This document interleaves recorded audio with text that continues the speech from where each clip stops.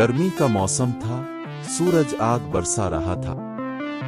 एक प्यासा कौवा आसमान में परवास करते हुए पानी की तलाश में मारा मारा फिर रहा था। इसके गिले में कांटे पड़ रहे थे, मगर दूर दूर तक पानी का नाम वो निशान नहीं था।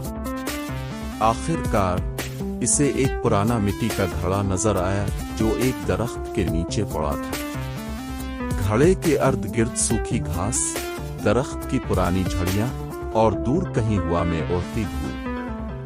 कौवा थका हारा मगर उम्मीद से भरा अपनी चमकदार आंखों से घड़े को गौर से देख रहा था।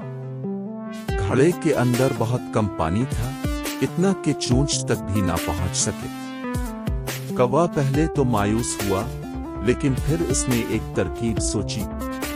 वो जल्दी से आसपास बिखरी कंकरियां चोंच में उठाने लगा और उन्हें घड़े में डालने लगा। जैसे जैसे कंकरियां गिर रही थीं, पानी ऊपर आता गया। आखिरकार जब पानी ऊपर आया तो कौवा मजे से पानी पीने लगा और अपनी प्यास बुझाकर दोबारा आसमान में उड़ गया।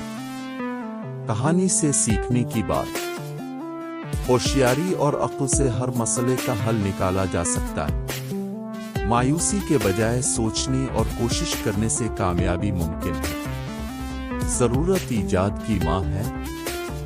ये कहानी हमें सिखाती है कि अगर हम सब्र और अक्ल से काम लें तो बड़े से बड़ा मसला हल हो सकता है।